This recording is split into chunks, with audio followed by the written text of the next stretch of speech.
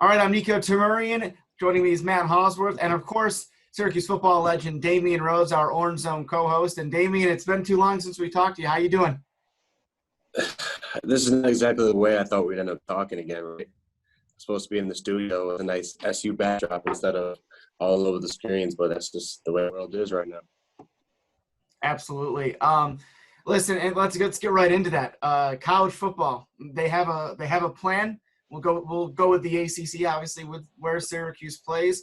I just want to get your initial thoughts when you saw that plan, and honestly, how likely do you think it is that we see college football, at least as they have planned in September? I think that's the million-dollar question for a lot of things. It's football, school, people's professions, even children going to school. There's so many unknowns right now at a time that I don't think we've ever experienced, and I know for a fact we've never experienced. And I think what they're trying to do by keeping it kind of conference only, on paper, and when you have these conversations, they sound good, but how realistic is it going to be? Let's say all of a sudden a team gets hit with it pretty hard during the season. Then what happens? Your team doesn't even have enough players to play because everyone's quarantined now. So I think on paper and theory-wise, yes, it seems like as good of an idea as you can come up. I won't say it is really a good idea because at the end of the day, with something as serious as COVID, it's you have to ask the question again: is it worth it? And depending on who you're talking to, there's a lot of dollars behind a lot of it. And then there's people's safety in a lot of it. So you can play devil's advocate, you can be attorney on both sides, and this court case could go on forever.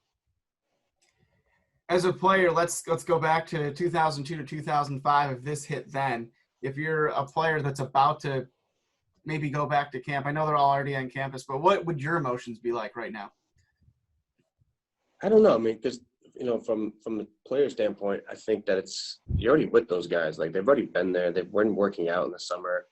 So I think there's sort of that already safety feel being around each other, as long as everybody does what they're supposed to do outside the facility. And, we continue to do testing and find out that people are safe. And, it's kind of like everything else. Like, I still have to go to work. I still have to be around people in the hospital. I try not to really, let it freak me out, and just do your safety protocols that you're supposed to follow. I think how I'd feel as a senior would be different than how I'd feel as a sophomore. It would be different how I feel as a freshman. As a freshman, I'd be like, come on, this is like, I'm here. Like, I want to get going. I want to on the road. I want to go play in the stadium. As a sophomore, I'd probably be like, I could go either way. As a senior, if I'm getting myself ready for the next level, I don't know. I mean, I would like to think that I'd want to play regardless, because at the end of the day, there's nothing better than walking to that tunnel in the dome and playing football on a Saturday. But at the same time, this is, as we have seen, a much more serious issue than originally thought of when it first came around. Damien, I wanted to ask you, how much different the product is going to be on the field without fans there, and just, that eerie feeling of watching football with no sound. I guess probably the networks might pipe in some crowd noise, but it's going to be quite a different product on the field. Is that something you've thought of, and could you imagine even playing in front of zero fans? It definitely would be strange, like going into like Doak Walker and seeing nobody in there. That would be different. You're not hearing similar chant, not having all of those noises that you're used to hearing. It would definitely be different.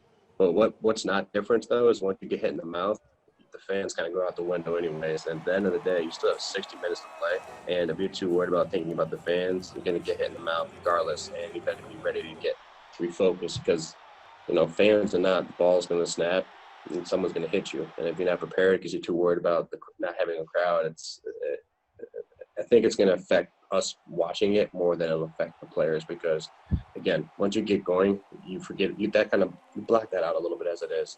But for the fans watching it, even trying to watch TV now, you watch baseball games or the hockey games, it's not the same. But like everything else too, you're gonna get used to it, right? Like, as fans, we've already got probably used to watching sports with no fans. You watch PGA Tour already, you're used to not seeing fans out there anymore, because that's how it's been since they had to restart. The whole player empowerment movement has been a big deal in college athletics. Obviously, I'm sure you heard about the Pac-12 and the list of demands the players had. Mm-hmm. Do you see something like that working across the rest of the college landscape, the player empowerment movement? I mean, I've seen more empowerment from players this day and age than were when I was going to school. People are they're exposed to more, so they may have more knowledge. I think their ability to get to access on things on their phones is greater than it did when I was playing Snake on my Nokia. So I think from that standpoint, they know more than we ever did, which is a good thing and maybe not such a good thing. I'm not really sure. But do I see that becoming a huge trend across the country? I don't know. I think the Pac-12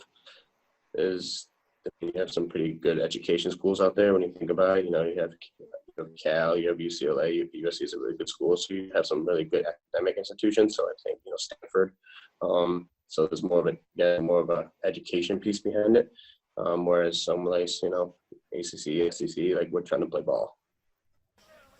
One thing I wanted to ask you too, when we're talking about this attempt to play football, is listen. Let's just hope this is a problem they have to worry about, right? But suddenly Syracuse has to go at Notre Dame, at Clemson, at Louisville, at a really good North Carolina team too. Again, let's hope this is a problem they have to worry about. But I don't know if you can have a tougher road schedule in the ACC than that. Well, you don't though, because if there's no fans, you don't have to worry about it. Now you're just playing ball. It takes away the atmosphere.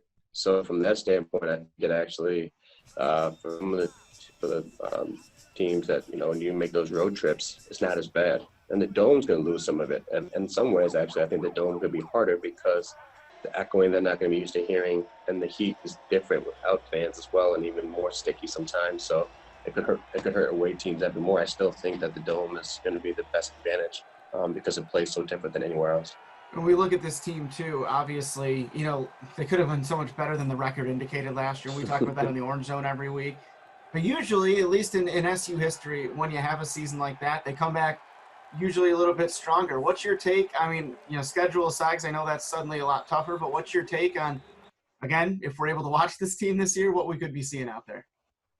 I think the secondary is really going to be what we're going to hang our hat on. And they're going to make a lot of plays back there as long as we can just get a little bit of pressure on opposing quarterbacks. I think our secondary is going to be very, very, very experienced.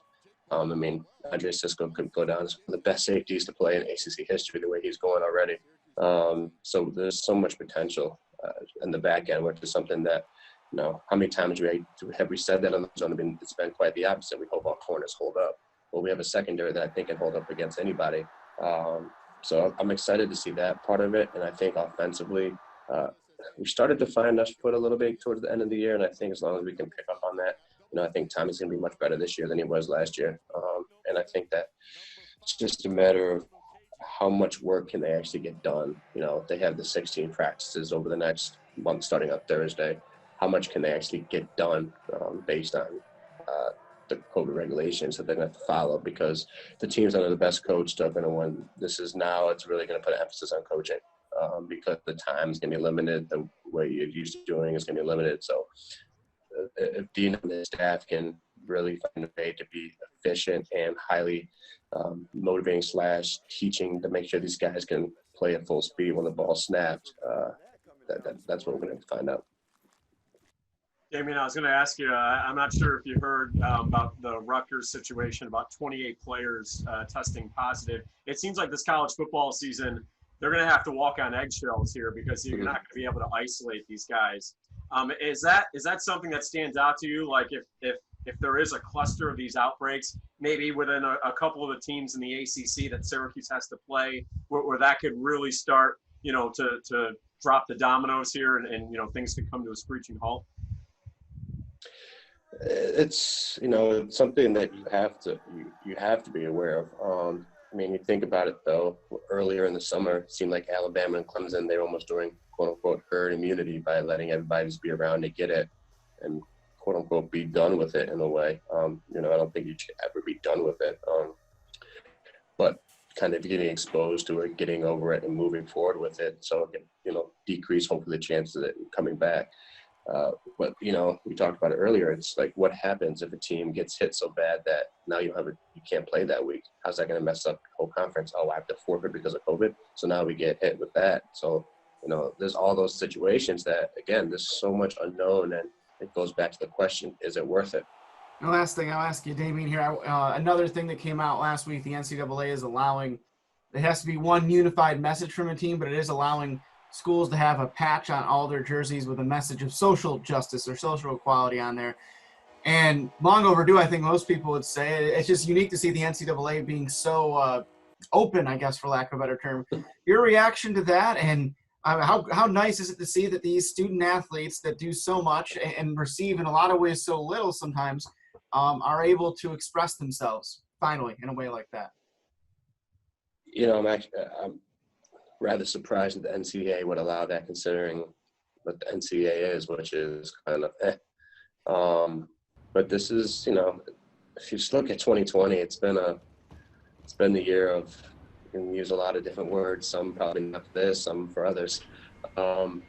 It's, you know, it's good to see that the allowing this, the players are taking a stand and trying to be unified in this. And, you know, it's great, but again, I think the message isn't just about what's on the jersey. It's the conversations and the things that need to happen when the cameras aren't on, when the jersey's not on, when it's no longer a hashtag, what's really taking place. I mean, that's all great. It brings attention to it. But if we're just using those moments as the time to bring attention to it, then nothing's being done. Damien Rhodes, we appreciate your time always. And I hope that I'm sure we'll be talking during football season, but I hope we're all three of us in that studio again instead of in different locations. We appreciate your time, my friend. Thank you so much. Thanks, Damien. I mean, how are we going to do the video breakdown like this? I don't want to do it this way. You know, if I was a little more tech savvy, I can probably make video go full screen. I've seen it before. So we could probably. I'm going to miss that. But no, it's hopefully we can figure this out. Hopefully we'll find a way. I mean, we're kind of like 6 feet apart already on the stage.